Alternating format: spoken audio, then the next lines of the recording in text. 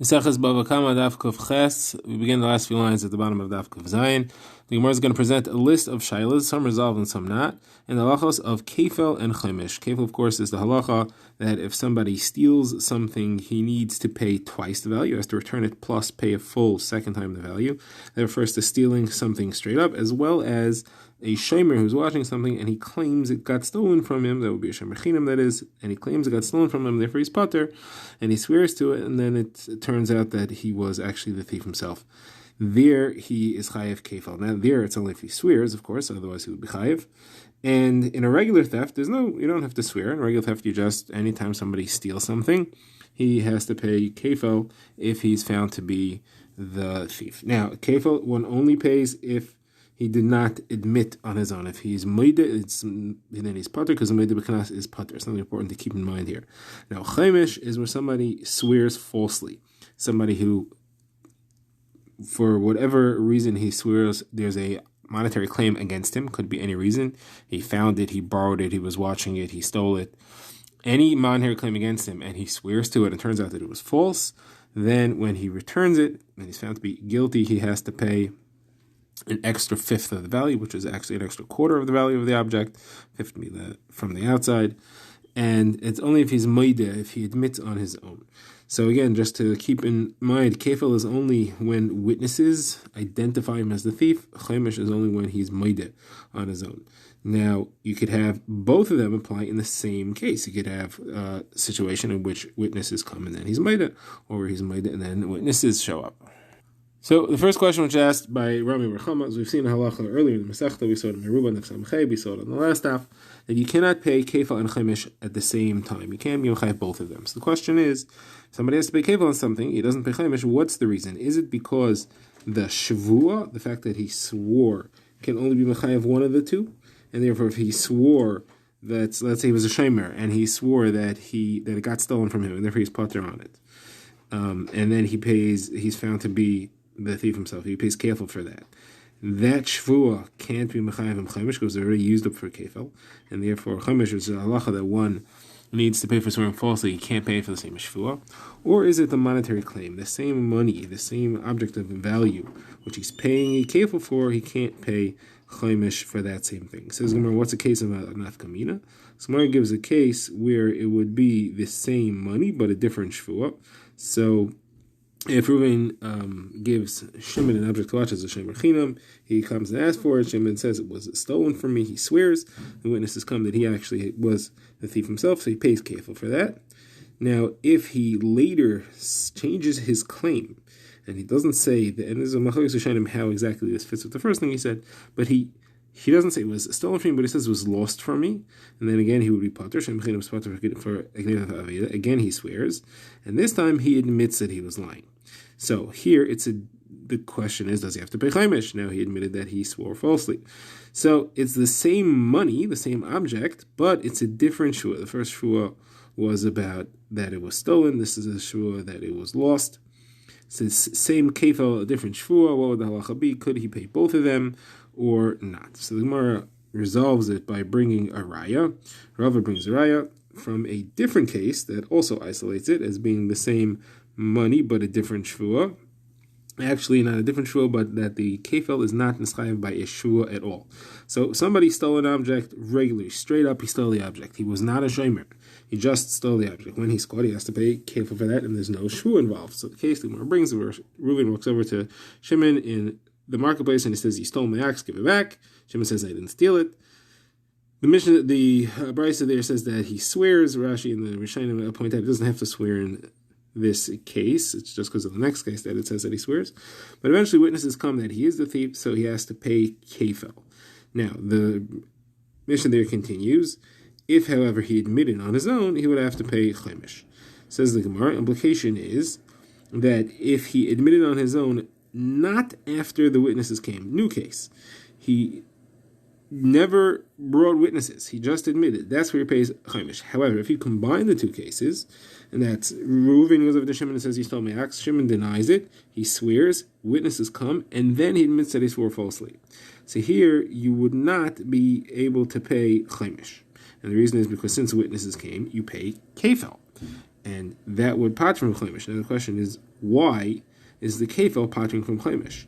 Here, there is no shvua that's mechayev the kefel.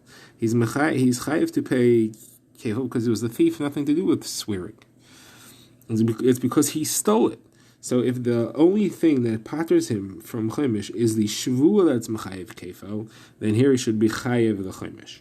And since he's not, it's the mumain that can't be mechayev twice, not a shvua.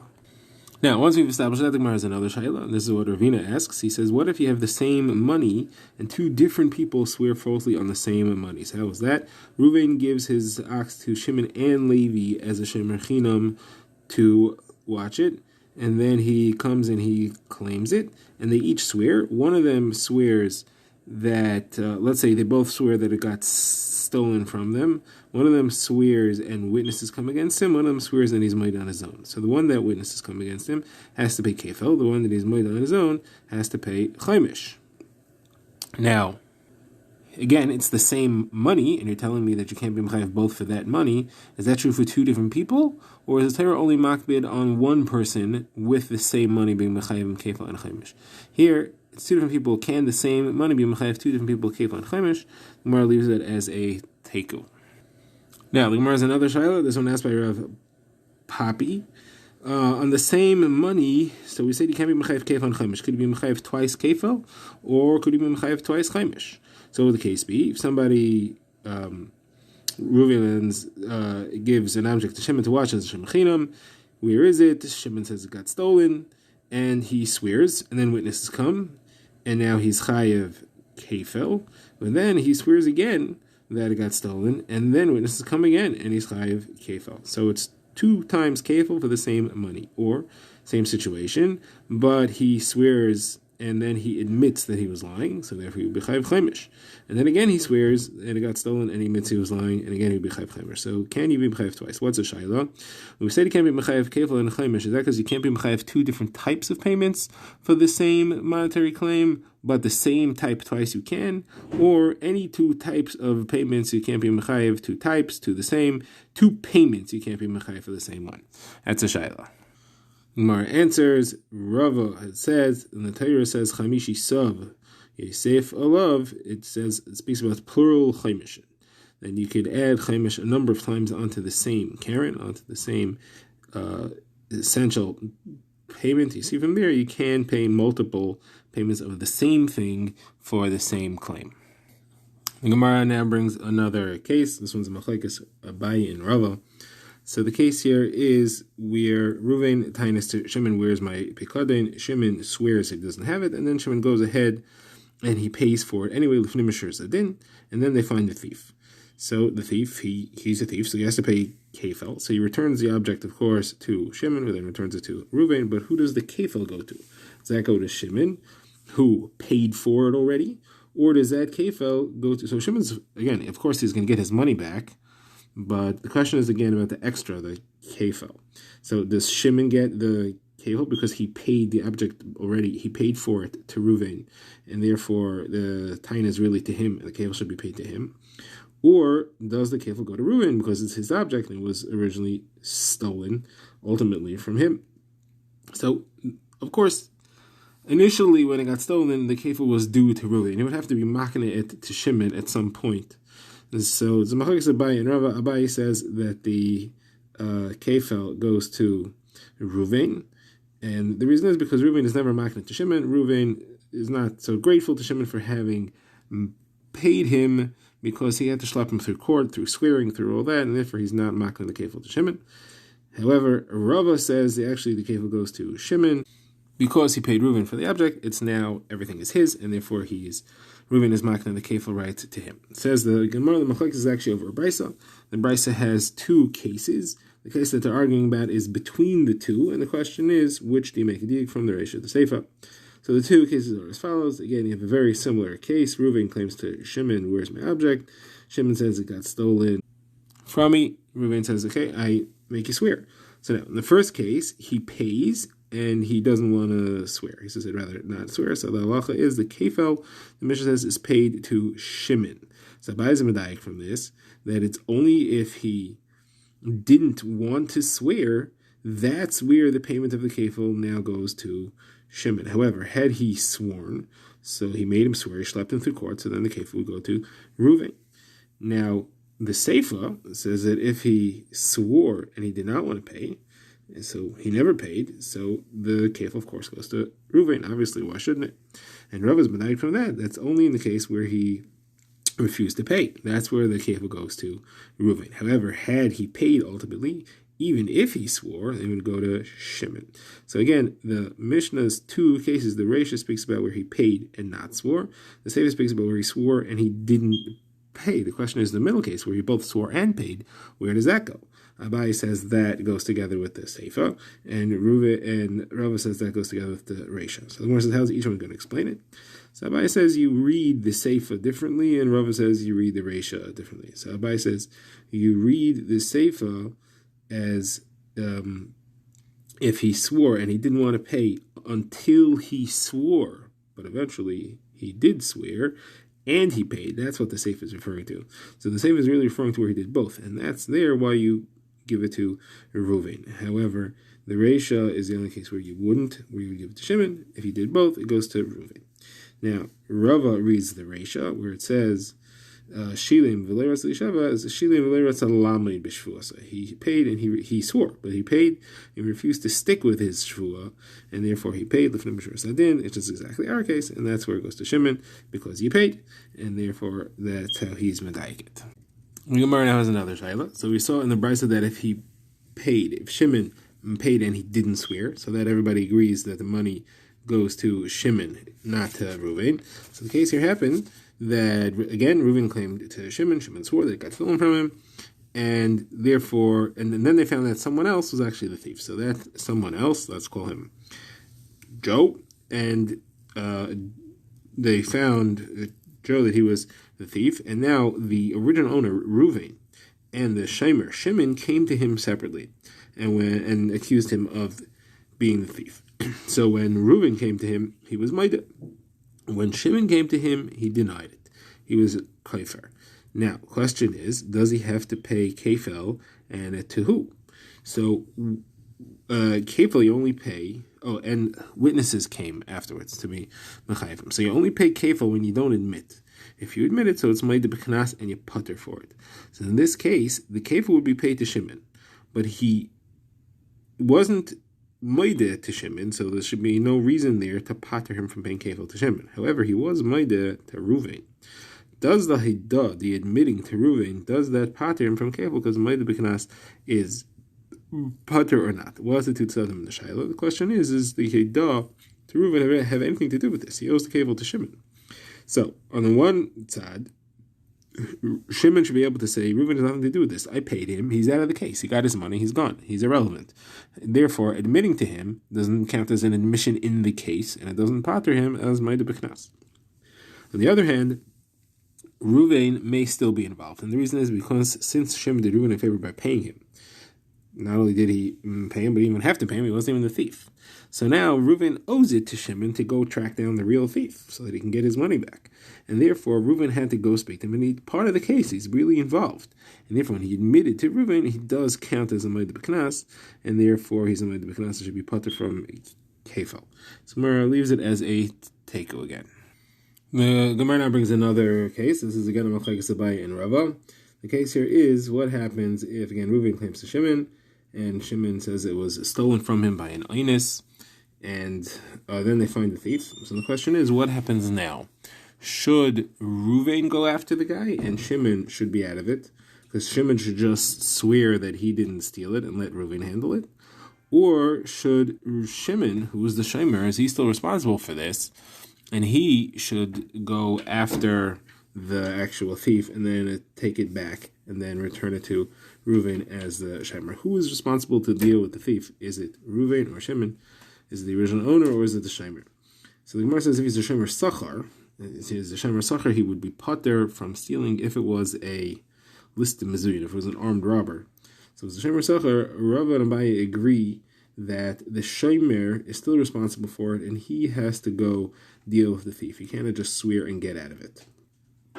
Now, if it's a Shomer Chinam, Here you have machlekes. Abai says he can choose to swear and let Reuven handle the thief.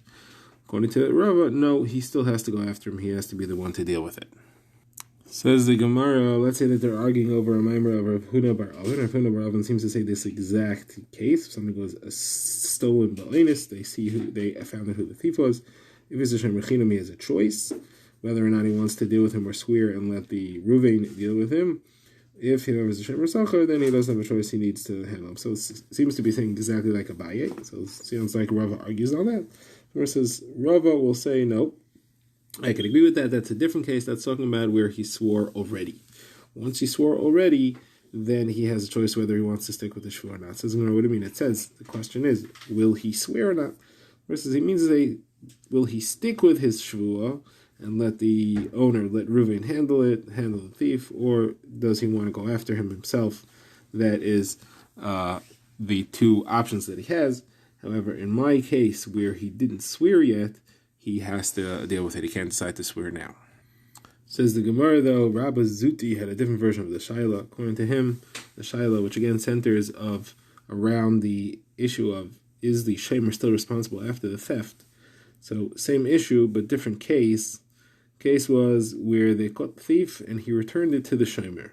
And then it died in a case of Pshia by the shamer. Was the shamer still responsible for this or not? Do you say, since it got stolen from him as an einus, he was parted from that, his shmir is over, and it's really the Reuven, it's the owner, Reuven's responsibility, and therefore he doesn't have to pay it anymore?